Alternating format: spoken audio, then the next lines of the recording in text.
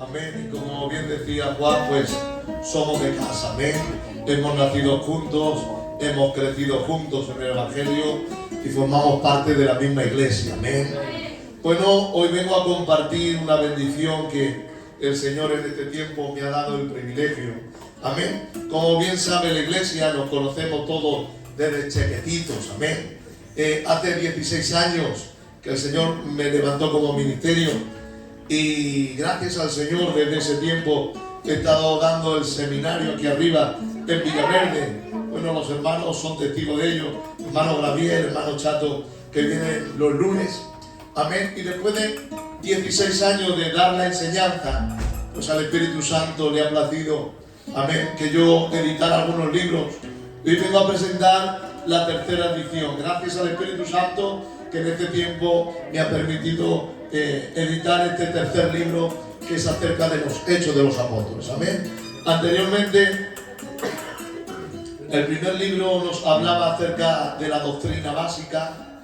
El segundo libro nos hablaba acerca del libro de los evangelios, los 4 evangelios. Y en esta ocasión, pues el Espíritu Santo, en su misericordia y en su gracia, ha placido escribir acerca del libro de los Hechos.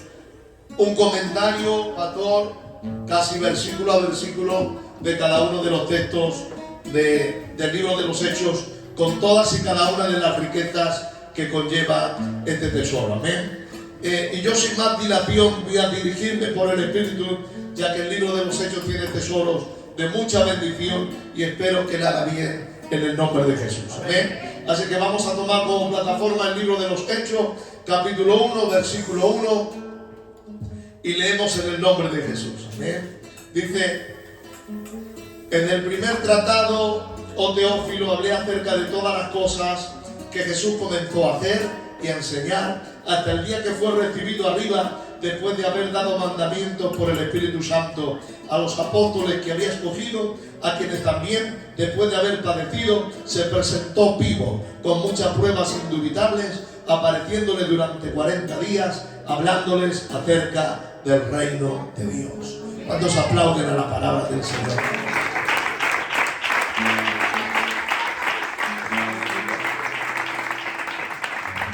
Bueno, permítanme unos minutos de introducción para entrar en el tema del libro de los Hechos. Amén. El libro de los Hechos está ubicado en un sitio estratégico en medio de la Biblia. Está después de los evangelios y antes de las epístolas de los apóstoles. Está en un sitio específico. ¿Por qué? Porque así como los manantiales desembocan en los embalses, de la misma manera los evangelios desembocan en el libro de los Hechos. Y de la misma manera que los embalses enriquecen el caudal de los ríos, así de la misma manera el libro de los Hechos enriquece el caudal de las epístolas de los apóstoles. Está expuesto en un lugar específico porque sin el libro de los Hechos no entenderíamos las demás epístolas. Las epístolas tienen su raíz, tienen su fundamento, tienen su proceso a través del libro de los Hechos. Pero para llegar al libro de los Hechos tenemos que tirar de los 4 evangelios, porque los 4 evangelios vienen a descansar cada una de las terminologías en el libro de los Hechos. Así, de esa manera, Mateo termina con la gran comisión. Jesús le dice a los discípulos: id y haced discípulos a todas las naciones, bautizándolos en el nombre del Padre, del Hijo y del Espíritu Santo. Y el libro de Hechos recoge ese mismo mandato que Jesús le dijo, lo recoge el libro de los Hechos, capítulo 1, versículo 8, donde nos dice: y recibiréis poder cuando haya venido sobre vosotros el Espíritu Santo, y seréis testigos a todas las naciones, en Jerusalén, en Judea, en Samaria y hasta lo último de la tierra. Amén. También el libro de Marcos termina con la ascensión de Jesús al cielo, y el libro de Marcos capítulo 16 versículo 19 termina de esta manera: el Señor Jesús, después de que le habló a los discípulos, fue recibido arriba en gloria y se sentó a la diestra de Dios. Pues ese mismo tema es el hilo conductor para llegar al libro de los Hechos, capítulo 1 y versículo 9, donde dijo: y habiendo dicho estas cosas, Viéndole ellos, Jesús fue alzado y recibido en una nube que lo ocultó de sus ojos. Y estando ellos con los ojos puestos en el cielo, entre tanto que Jesús se iba en la nube,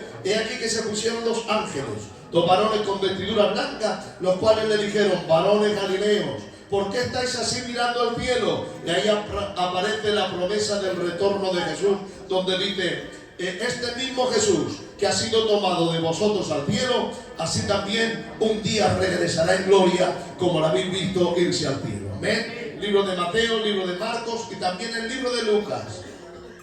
El libro de Lucas termina también con otro mandato de Jesús, que le dice: quedaros en Jerusalén hasta que seáis investidos con el poder de lo alto. Es un mandato de Jesús. Y ese mismo mandato también lo recoge el libro de Hechos 1:5. Juan ciertamente bautizó en agua, mas vosotros seréis bautizados con el Espíritu Santo no dentro de muchos días. Y toda esta promesa desemboca en el capítulo 2 del libro de los Hechos. Todos lo conocen. Cuando llegó el día de Pentecostés, estaban todos unánimes juntos, y de repente vino del cielo como un estruendo de un viento recio que soplaba, y se llenó toda la casa donde estaban sentados. Se le aparecieron lenguas repartidas como de fuego, y todos fueron llenos del Espíritu de Dios. Amén. Así que va en ese mismo hilo conductor. Y también el Evangelio de Juan termina con otro encargo de Jesús. El Evangelio de Juan, capítulo 21, versículo 17, termina con otro encargo de Jesús, directamente al apóstol Pedro, diciendo: Pedro, ¿me amas? ¿Os acordáis? Apacienta mi cordero. Pedro, ¿me amas?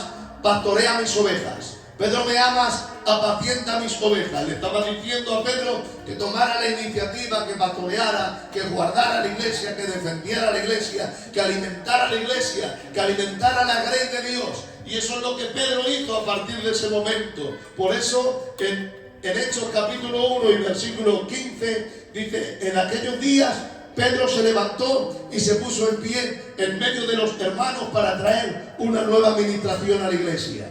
Y cuando en el día de Pentecostés los judíos estaban riándose de la iglesia porque decían que estaban ebrios, porque estaban hablando en nuevas lenguas, otra vez Pedro volvió a levantarse. Hechos 2:14, donde nos dice: entonces Pedro, poniéndose en pie, alzó la voz y les habló diciendo: varones judíos y todos los que estáis en Jerusalén, sea notorio oíd mis palabras, porque esto no están ebrios como vosotros os suponéis, porque esto es lo que dijo el profeta Joel: en los posteros días derramaré de mi espíritu sobre toda carne, y vuestros hijos profetizarán, vuestros jóvenes verán visiones, vuestros siervos y vuestras siervas derramaré de mi espíritu, y ellos profetizarán. Así que cada uno de los mandamientos de Jesús en los evangelios también los recoge en el libro de los Hechos, porque es donde desembocan cada uno de ellos. Pero el último de ellos es el mandato de Pedro. Amén. El mandato de Jesús a Pedro de cuidar de la grey de Dios, alimentar la grey de Dios, pastorear la grey de Dios. Y a partir de ese momento vemos a Pedro tomando la iniciativa.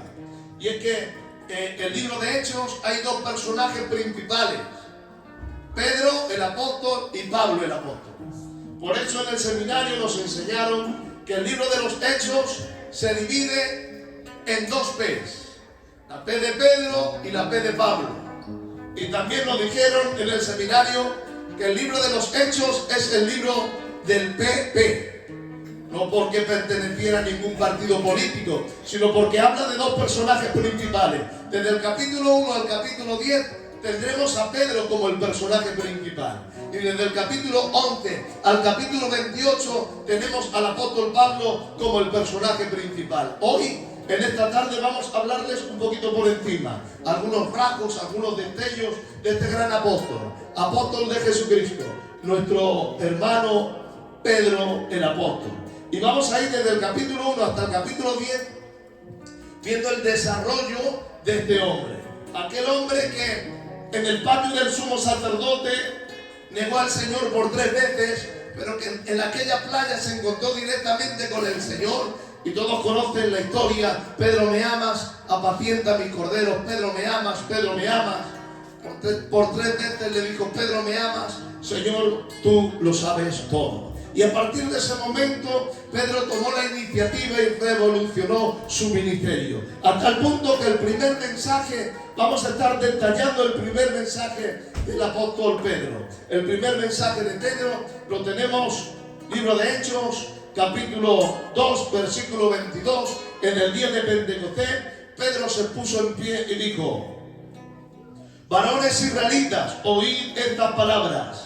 Jesús Nazareno, varón aprobado por Dios, con maravillas, prodigios y señales, entregado por el determinado consejo y anticipado conocimiento, prendisteis y metasteis por mano de inicuos, crucificándole en el madero. Y ahí va el epicentro del mensaje de Pedro, es el cual Dios lo levantó de los muertos, suelto en los dolores de la muerte, porque era imposible que fuese retenido por ella. El primer mensaje de Pedro en el día de Pentecostés hablaba de una doctrina fundamental en medio de la Biblia, una doctrina fundamental en medio del libro de los Hechos, y es la doctrina de la resurrección. Amén. Es un mensaje glorioso que tiene tanta fuerza que revolucionó el ministerio del apóstol Pedro. Y sigue diciendo, predicando en su primer mensaje, Hechos 2:26, por lo cual mi corazón se alegró y se gozó mi lengua, y en mi carne descansará en esperanza. Y dice el 27, porque no dejarás mi alma en el Hades, ni permitirás que tu santo vea corrupción. Este es el gran mensaje del apóstol Pedro, basándose en una de las profecías mesiánicas de David en el Salmo 16, no dejarás mi alma en el Hades, ni permitirás que tu santo vea corrupción. Vamos a ver la profundidad de este texto. Lo que nos quería decir el apóstol Pedro: no dejarás mi alma en el Hades, ni permitirás que tu santo vea corrupción. Vamos al tema, entramos en el mensaje. Pedro hablaba esta palabra y se basaba en uno de los libros de los Salmos. ¿Por qué? Porque si Cristo hubiese pecado, amén. Dice Ezequiel 18:20, el alma que pecare, esa morirá. Ahora, no solamente eso, si Cristo hubiese mirado con malos ojos a aquellos que desfiguraban su rostro a golpes y le amorataban el rostro, el alma que pecare, esa morirá. Si Cristo hubiese injuriado a aquellos que le arrancaban la barba a cachos, el alma que pecare, esa morirá. Si Cristo hubiese maldecido a aquellos que en sus espaldas hacían como grandes surcos de arado, el alma que pecare, esa morirá.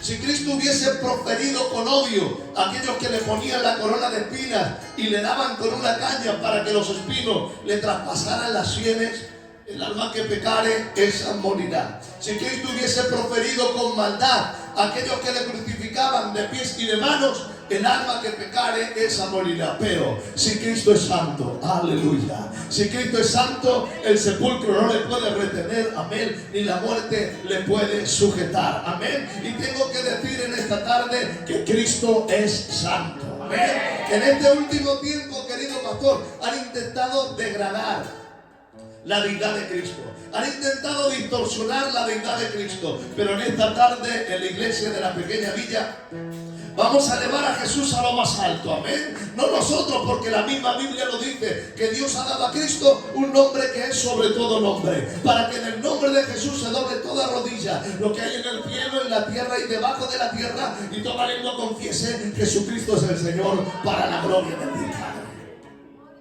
Y vamos a basarnos en la deidad de Cristo por medio de su santidad. No hay nadie santo, solamente Dios, amén. Y tengo que decir que Cristo es santo.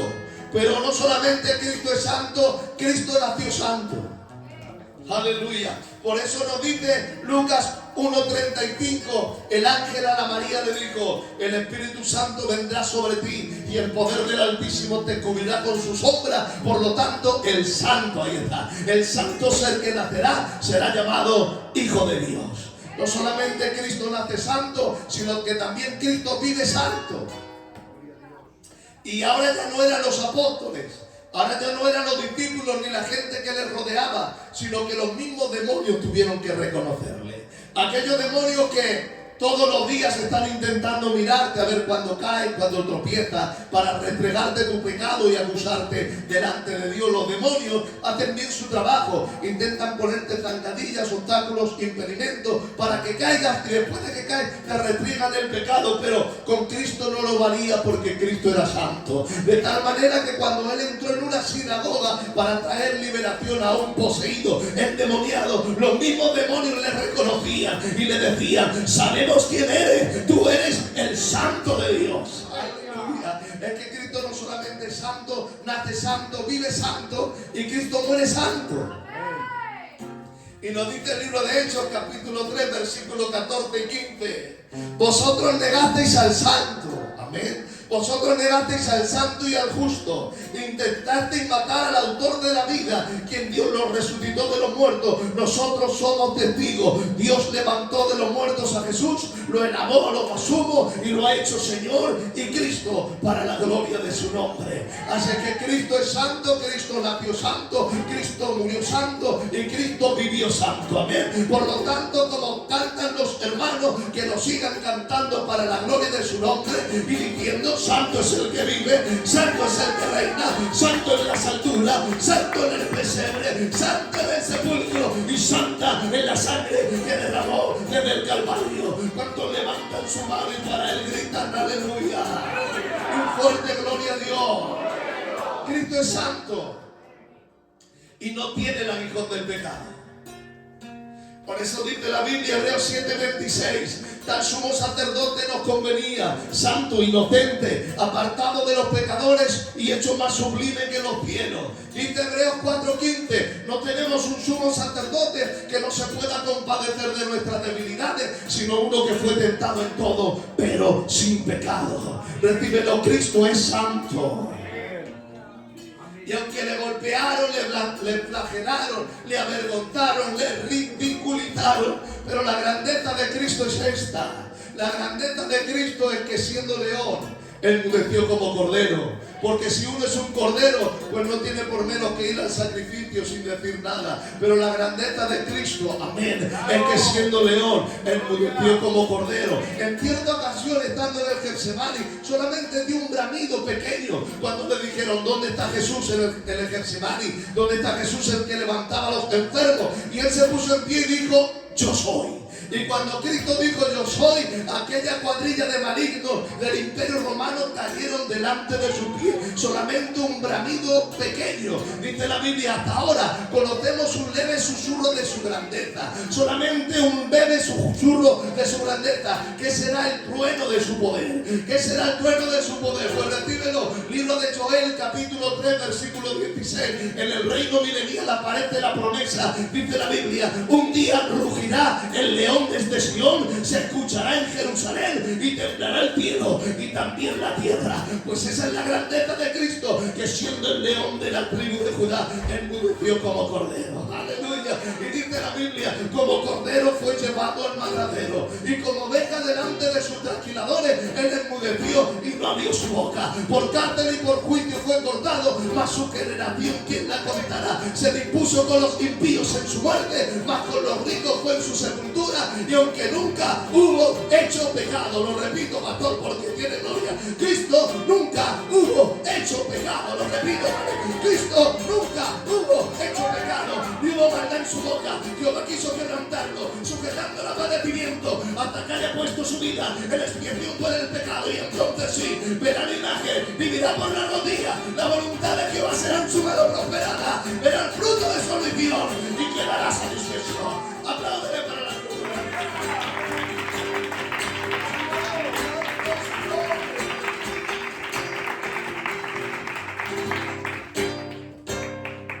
Cristo es santo y no tiene el aguijón del pecado.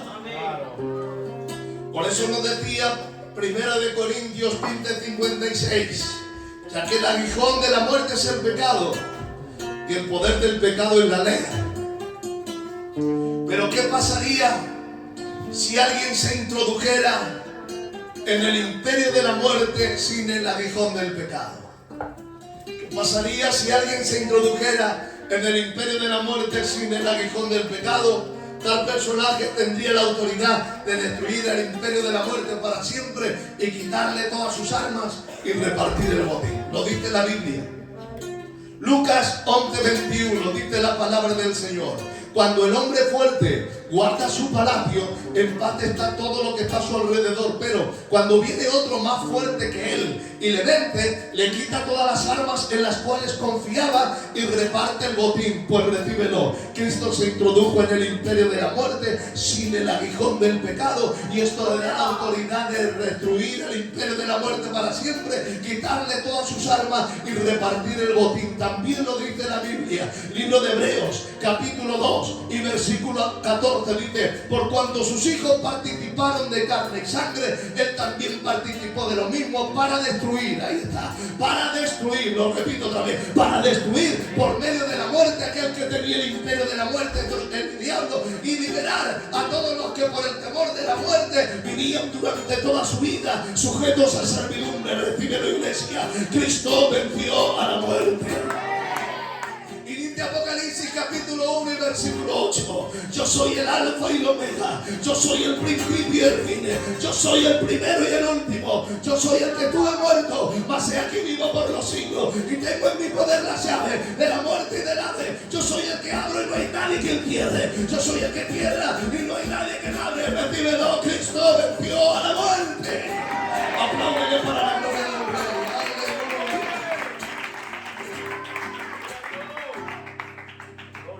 Y ahora entramos en el versículo principal del apóstol Pedro. Un tema impresionante. Hechos 2:24. El cual Dios levantó de los muertos, sueltos los dolores de la muerte, porque era imposible que fuese retenido por ella. Si Cristo es santo, el Hades no le puede retener, el sepulcro no le puede sujetar. Y ahora dice: sueltos los dolores de la muerte, porque era imposible que fuese retenido por ella. Y vamos a ilustrar este versículo. Discúlpenme la comparación, disculpen la analogía, discúlpenme esta palabra, ¿vale? Pero cuando una mamá está a punto de dar a luz, cuando el niño quiere nacer, es porque no puede estar más en el vientre de la madre y tiene que salir. Y mientras que sale, es cuando se sueltan aquellos dolores más intensos, porque la vida se abre hueco entre la oscuridad para encontrar la luz. A esto se le llama alumbramiento. Pues bien, Cristo fue capaz de hacer que la muerte tuviera dolores de parto hasta dar a luz la vida. Por eso nos dice 2 de Timoteo 2:10, nuestro Señor y Salvador Jesucristo, el que quitó la muerte y sacó a la luz la vida y la inmortalidad por medio del Evangelio. Y más os digo, Oseas capítulo 13 y versículo 13, donde nos dice: dolores de mujer que da luz te vendrán, de la mano del Seol los redimiré y los libraré de la muerte. Oh muerte, yo seré tu muerte, y sepulcro, yo seré tu destrucción. Y es que la muerte tuvo dolores de parto para dar a luz la vida. Aleluya. Y esta es la profundidad del apóstol Pedro en su primer mensaje. Cierra el mensaje en el versículo 36 diciendo: sepa pues ciertísimamente toda la casa de Israel que hasta Jesús, a quien vosotros crucificaste, Dios lo levantó de los muertos y lo ha hecho Señor y Cristo. Y cuando Pedro está predicando esta palabra, se compungieron de corazón y le dijeron: ¿qué haremos? Y Pedro le dice: arrepentíos y convertíos, bautícese cada uno en el nombre del Señor y recibiréis el don del Espíritu Santo. Y en ese mismo momento se añadieron a la iglesia como 3.000 personas. Este era el apóstol Pedro, el que anteriormente estaba arrinconado, el que anteriormente estaba atemorizado, pero había recibido las palabras del Señor. Ahora estaba predicando el mensaje de la resurrección, y ahora Pedro tenía esperanza. Aleluya. Y ahora Pedro no había quien le parara. Ahora Pedro no había quien le atemorizara, ni nadie que le arrinconara. ¿Saben por qué? Porque Pedro tenía esperanza. En su primer mensaje se convierte en 3.000 personas. En su segundo mensaje se añaden a la iglesia 5.000 personas. Levantó al paralítico de la puerta de la Hermosa. Resucitó una joven que se llamaba Dorcas. Levantó otro paralítico que se llamaba Enea. Ponían a la entrada de los pueblos a un montón de enfermo, para que a lo menos que cuando pasara Pedro tocara la sombra, y por la fe del enfermo, era la fe del enfermo, no hay otra manera. Para el que cree todo le es posible, y era la fe del enfermo la que hacía recibir su milagro y recibir la sanidad. ¿Saben por qué? Porque Pedro tenía esperanza. Y permíteme decirle, aquel que tiene esperanza no hay nadie que le arrincone, hermanos. Aquel que tiene esperanza no hay nadie que le detenga. Aquel que tiene esperanza no hay nadie que le achique. Hay veces que estaremos por las nubes, otras veces estaremos por los suelos. Hay veces que vestiremos de blanco, otras veces lamentablemente vestiremos de negro. Pero aquel que tiene esperanza, recíbelo. Ni la vida ni la muerte, ni ángeles, ni principados, ni potestades, ni lo presente, ni lo porvenir, ni ninguna otra cosa que le haga nos podrá separar del amor de Dios que es en Cristo Jesús. Ante todas estas cosas somos más que vencedores en el nombre del Señor. Apláudele con todo. Aleluya. Gloria al nombre del Señor. El apóstol Pedro, en el clímax de la bendición de su ministerio, el Señor le envió a hacer una gran misión. Y es que en el capítulo 10, predicar y abrir la puerta del Evangelio a los gentiles. ¿Recuerdan en Mateo 16 de Mateo, donde Pedro dijo: tú eres el Cristo, el Hijo del Dios viviente? Y el Señor le dijo: y tú eres Pedro, y sobre esta confesión de fe, sobre esa roca de confesión, ahí yo edificaré mi iglesia. Las puertas del Hades no prevalecerán contra ella. Y ahora dice: a ti te daré las llaves del reino, y todo lo que abras en la tierra será abierto en el cielo, y lo que cierres en la tierra será cerrado en el cielo. Esto lo malinterpretó la Iglesia Católica, y se cree que Pedro es el conserje del cielo, que tiene las llaves en esta villa, y a quien quiere le abre la puerta y a quien quiere le cierra. No. Lo que Jesús le estaba diciendo, que le daría dos llaves. La primera llave era para abrir el evangelio a los judíos, para que ellos creyeran. Y se convirtieron 3.000 personas y 5.000 personas, abriendo la llave a los judíos. Pero luego tendría otra segunda llave. Tenía que abrir la puerta a los gentiles en la casa de Cornelio. Capítulo 10 del libro de los Hechos de los Apóstoles. Dios le dice: tienes que ir a donde a un gentil. Le dice: yo nunca hablo con gentiles. Tienes que ir a donde a un gentil. Yo nunca me codeo con gentiles. Estando en ayuno y en oración bajo un lienzo, Pedro mata y come. Yo soy irreprensible guardando la ley, no como nada inmundo, ni reptiles, ni cuadrúpedos, ni inmundicia. Y le dice el Señor: yo limpio, lo que yo limpio, tú no puedes llamar inmundo. Lo que yo trato, tú no lo puedes llamar inmundo. Para ti será inmundo, pero si yo lo toco, lo limpio, lo dignifico y lo utilizo para la gloria de mi nombre. Así que vete a la casa de Cornelio. Tienes que predicar el gentil y tienes que abrir la llave a los gentiles, porque la gracia de Dios se ha manifestado para salvación a todos los hombres. Tenían que cumplir la palabra. Recibiréis poder cuando venga sobre vosotros el Espíritu Santo, para ser testigos en Jerusalén, Judea, Samaria y hasta lo último de la tierra.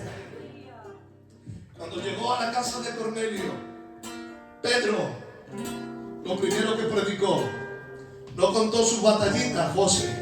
No dijo que convirtió a 3.000 personas con un mensaje, ni que sanaba a los enfermos con la sombra, ni que levantó a una muerte que se llamaba Dorca, ni levantó a Eneas. Lo que predicó Pedro, el epicentro de su mensaje, era acerca de la resurrección. Y él empezó de esta manera, no contando su testimonio ni sus batallitas, predicaba acerca de la gloria de Dios. Y en su primer mensaje a los gentiles resalta 7 veces el nombre de Dios. Y empieza diciendo Pedro: Dios no hace acepción de personas. Sigue diciendo: Dios envió el mensaje del Evangelio por medio de Jesucristo. 3. Dios ungió con el Espíritu Santo y poder a Jesús de Nazaret. Dios estaba con él e hizo toda clase de bienes, sanando a todos los enfermos. Que vosotros intentasteis matar al autor de la vida, pero Dios lo levantó de los muertos al tercer día. Dios los hizo manifestarse a los escogidos escogido más de 500 personas durante 40 días y Dios ha puesto a Jesús por juez de vivos y de muertos. Y mientras que predicaba la palabra el apóstol Pedro, la gloria del Señor cayó en la casa de Cornelio y empezaron a adorar y glorificar al Señor y hablaban nuevas lenguas como en el día de Pentecostés. Y es que cuando alguien tiene un mensaje de esperanza, cuando alguien tiene un mensaje de esperanza, aleluya, la tierra tiembla y la gloria del Señor se manifiesta. Quiera Dios que en cada mensaje veamos la gloria del Señor manifestándose como en el día de Cornelio, en el nombre de Jesús. Y es que Dios hace conexiones de gloria. Hay veces que Dios conecta a personas para que prediquen la palabra. Hay veces que Dios tiene conexiones santas para que el evangelio se extienda hasta lo último de la tierra. Y que hacer discípulos a todas las naciones y predicad el evangelio a toda criatura.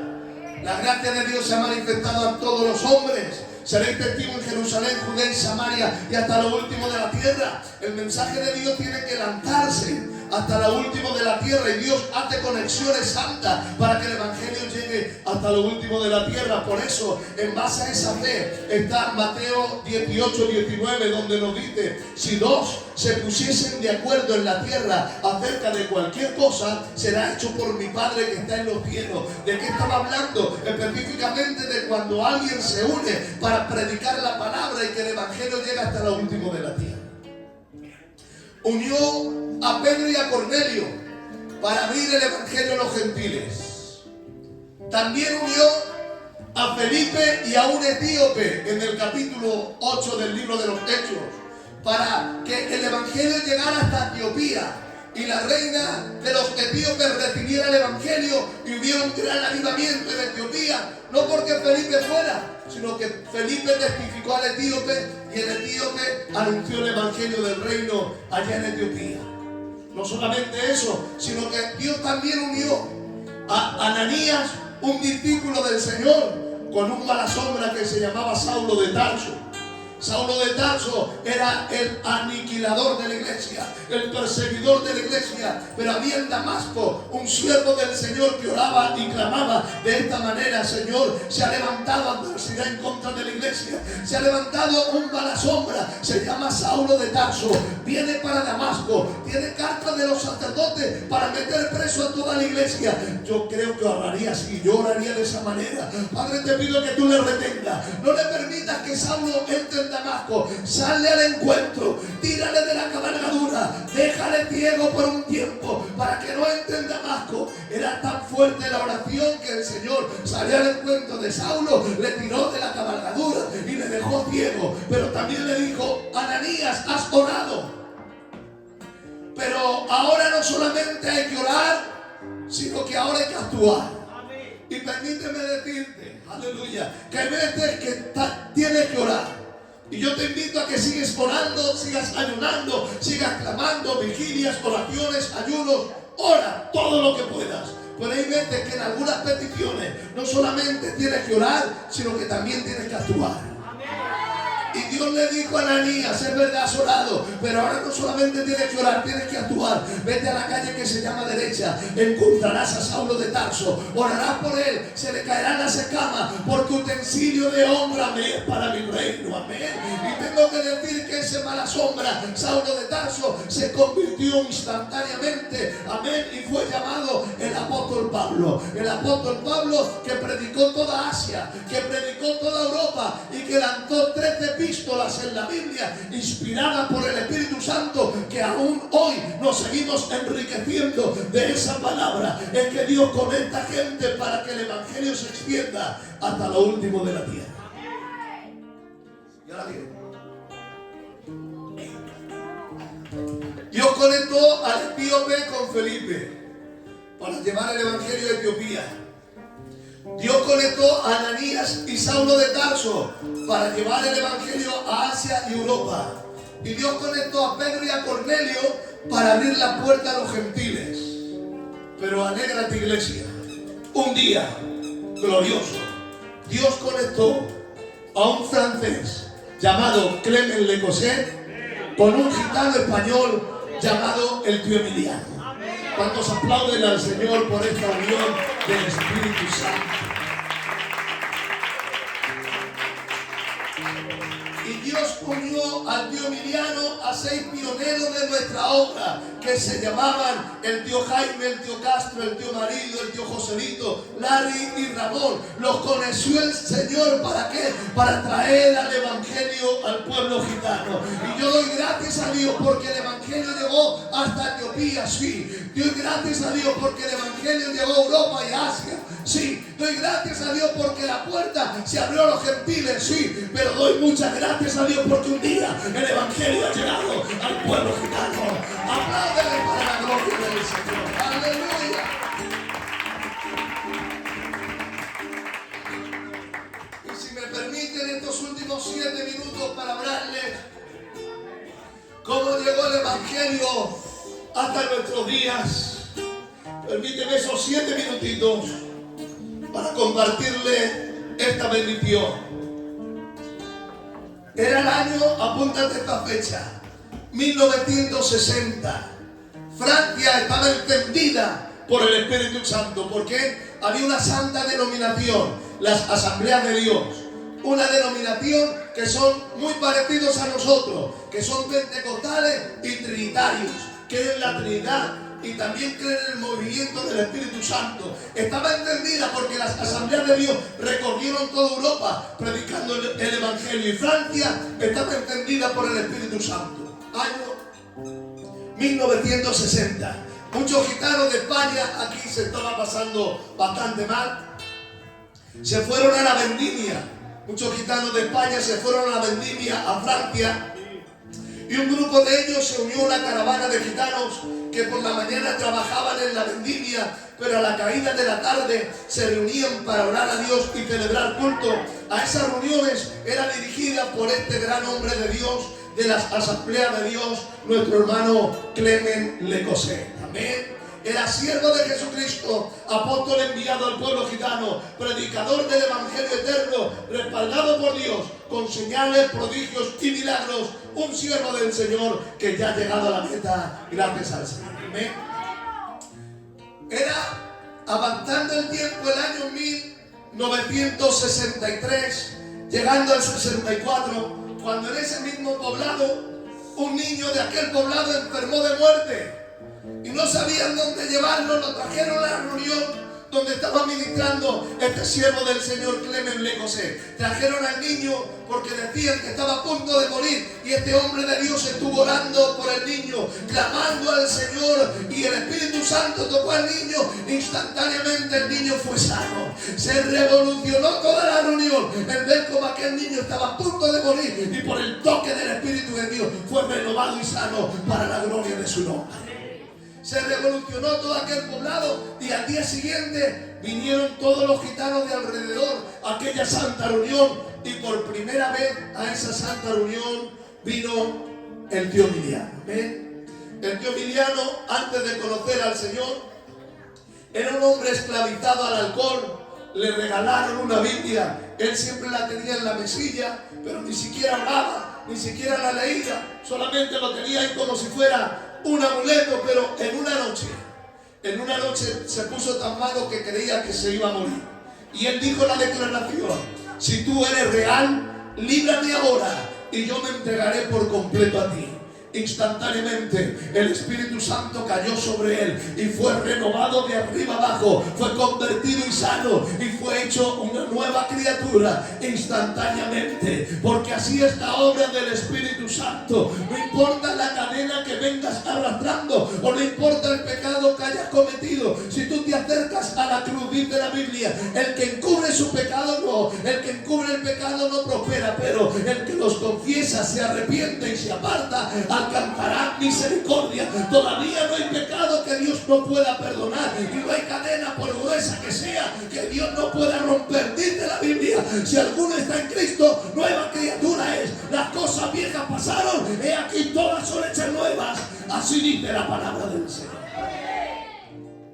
Y este hombre fue renovado en una nueva criatura instantáneamente. Y al tío Emiliano se unieron esos 6 pioneros de la obra: Jaime, Castro, Larry, Enrique marido, Ramón y Joselito. Terminaron la vendimia y cada uno regresaron a su casa, regresaron a España, regresaron a su lugar de procedencia. Unos fueron a Santander, otros fueron a Balaguer, otros fueron a Bilbao, otros fueron por otro lado y empezaban a contar lo que Dios había hecho en Francia, el testimonio en Francia, los milagros en Francia, y cómo el Espíritu Santo los visitaba todas las tardes por medio del Espíritu Santo. Y mientras que ellos estaban comentando el testimonio, dice la historia que la gloria del Señor cayó sobre todos los que escuchaban y empezaron a adorar, a hablar en nuevas lenguas sin aún haber recibido a Cristo como Salvador, porque esa es una obra que hace el Espíritu Santo. Dios une a la gente para que el Evangelio llegue hasta lo último de la tierra. Unos fueron a Santander, otros fueron a Balaguer, otros fueron a Lérida, llegaron a Zaragoza, llegaron hasta Valladolid, pero gracias a Dios que un día el Evangelio llegó a Madrid. Amén. Damos gracias a Dios porque llegó a Santander, llegó a Lérida, llegó a Barcelona, llegó a Cataluña, llegó a Valladolid. Pero yo alabo la gracia de Jesucristo porque un día el Espíritu Santo miró a Madrid con bendición y llegó el Evangelio de paz en el nombre de Jesús. Corría el año 1968. Apúntate este dato. 1968. Y el Señor impulsó a dos predicadores franceses venir hasta Madrid. Esos dos predicadores franceses se llamaban Indalecio y Antonio, impulsados por el Espíritu de Dios, unidos por el Espíritu de Dios, impulsados por Dios, llegaron a Madrid. ¿A dónde llegaron? Justamente al barrio de Cañoroto. ¿A dónde fueron a llamar? Justamente a la casa del tío Caracoles. El tío Caracoles es el padre del tío Nani y el padre del tío Fuco. Amén.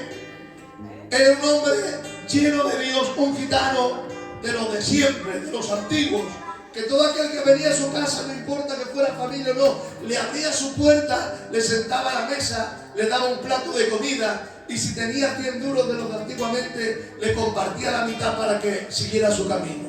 Este era el tío Caracoles. Pero él tuvo la gran dicha y la gran bendición de que un día no solamente abrió su casa para que entrara un gitano, sino que abrió su casa y abrió su corazón para que entrara el Evangelio de Jesucristo. Amén. Y en la primera casa que se abrió y que se llamó para predicar el Evangelio fue la casa del tío Caracoles. A la casa del tío Caracoles se unió otra casa que todavía recordamos con esperanza, la casa del tío Morildo. El tío Morildo es el padre de Lizardito, el padre de José, el padre de Milito, que ya está con el Señor. Pues se unieron esas dos casas para clamar al Señor y orar a Jesús. Entonces no había iglesias, no había locales, no había coros como el que tenemos, no había predicadores, no había pastores. Solamente había dos casas que estaban orando al Señor y clamando. Año 1968. Me disculpan los que tienen hábito. Había dos cadenas en medio del pueblo. Y había una cadena muy fuerte de alcohol y otra cadena muy fuerte de droga.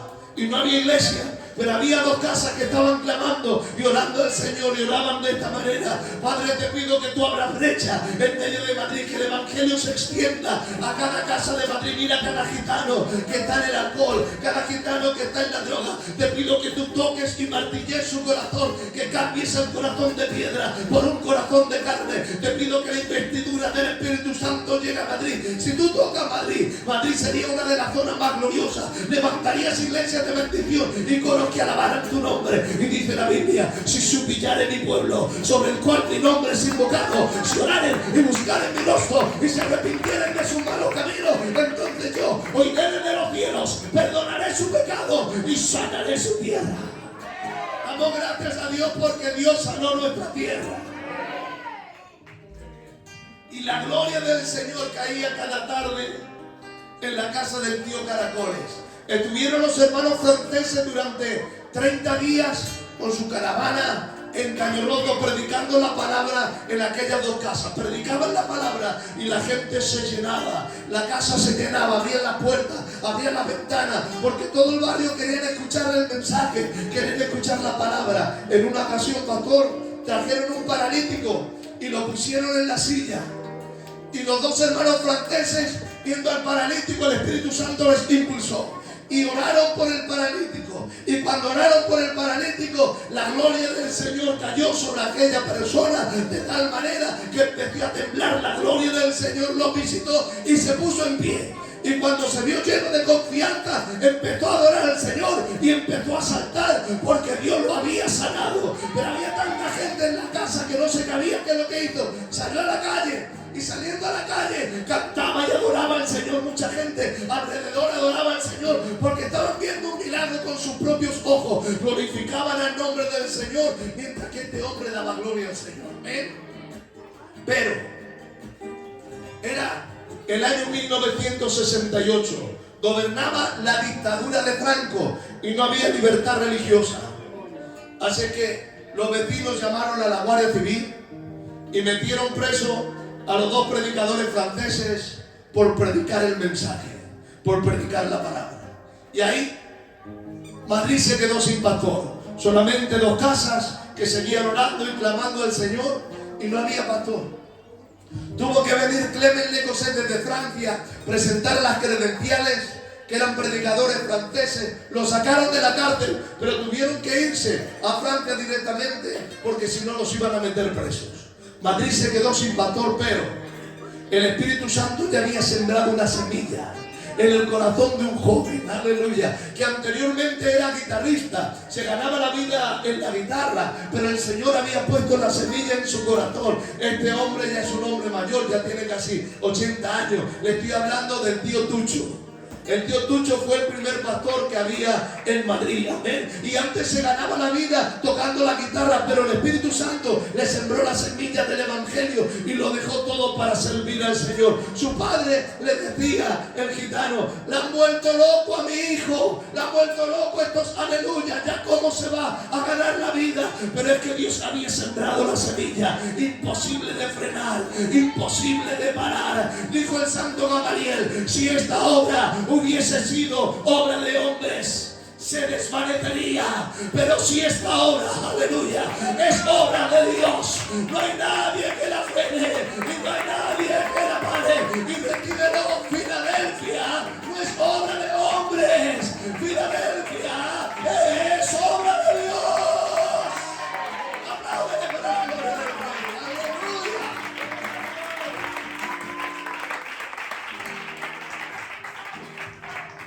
Se quedó al frente el tío Tucho de esas reuniones. No tenía la iglesia, no tenía el local, pero ahí está la unidad del Espíritu Santo. Cuando Dios une a dos personas para que el Evangelio se extienda. Y el Señor tocó el corazón de un hombre llamado Alberto Araujo, pastor de una de las denominaciones de Madrid, amén, de los vecinos, en la calle Calatrava, pastor.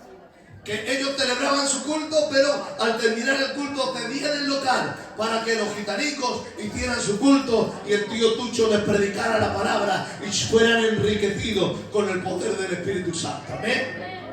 De esta iglesia nacieron los 4 pioneros de Madrid. Amén. Y quiero que los reciban con un fuerte aplauso porque son nuestros pioneros de la zona de Madrid. Entre ellos estaba el tío Lolo. Amén. Un fuerte aplauso para el Señor. El tío Nani, el tío Pérez y el tío Vallejo. Aleluya. Luego después se uniría el tío Pisario y muchos más hombres de renombre. Teníamos que escribir un libro de cada uno de los hermanos que dieron su vida para llegar el Evangelio. El Evangelio se extendió por Madrid, llegó a la Uva de Fuencarral, llegó a Pan Bendito, llegó a Orcasita, pero también un día el Evangelio llegó a Villaverde. No se llamaba entonces Villaverde, se llamaba el barrio de los toreros, pastor. Y no había iglesia, no había locales, pero había 2 familias de Dios que ustedes la van a recordar. Amén. El tío Nene y la tía Ina, y también la tía Lola y el tío Carlos. Esas dos casas eran los únicos convertidos en el barrio de los Toreros. Y ellos clamaban y oraban al Señor para que Villaverde se levantara. Si tú tocaras Villaverde, Villaverde sería una de las iglesias más gloriosas que hay en España. Si tú tocaras Villaverde, de Villaverde nacería el coro que glorificaría tu nombre. Si tú tocaras Villaverde, levantarías el matrimonio más internacional, Robert y Carmen. Si tú tocaras Villaverde, Villaverde sería una iglesia gloriosa. Amén. Y oraban al Señor. Y en cierta ocasión obligaron a la fuerza a un jovencito a ir a esas oraciones. Este jovencito se llamaba el hermano Emilio. Le metieron en la oración a la fuerza y él quería salirse porque estaba incómodo. Pero mientras que estaba fluyendo la oración, había una gitanica que está en la gloria del Señor, la tía Lola, que de rodillas estaba cantando esa alabanza que siempre estaba en su boca. Manos cariñosas, manos de Jesús.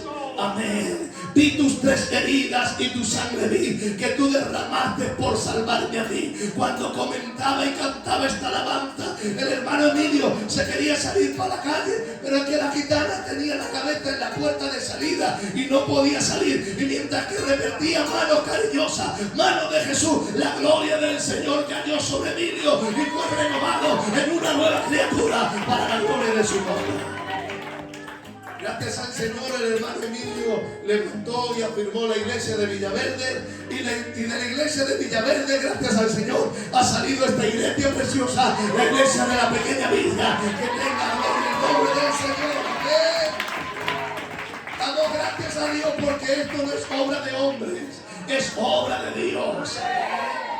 Y los primeros padres de nuestra obra dieron todo lo que tenían, su vida, su trabajo, su tiempo, su dinero, su juventud, para que la obra llegara a nuestros días.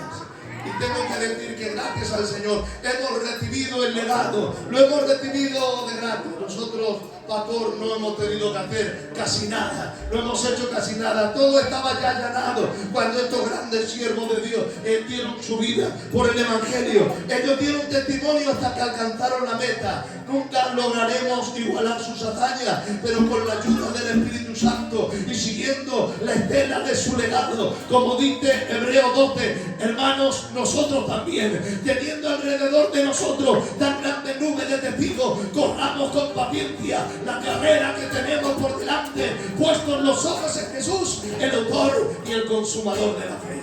¿Cuántos aplauden al Señor porque el Evangelio ha llegado hasta nuestros días? Amén. Pues hasta aquí va a ser la palabra del Señor, esta palabra llena de esperanza y de gloria, sabiendo todo lo que el Señor ha hecho por nosotros para que el Evangelio llegue a nuestros días. Guárdalo en tu corazón, amén. Por eso, este libro me he tirado casi 5 años, pastor, para terminarlo, amén.